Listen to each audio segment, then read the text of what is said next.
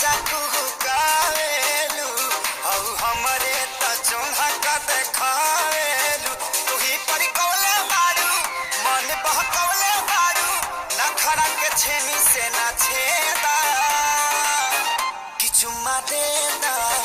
ना ऐसे खेदा कि पप्पी देना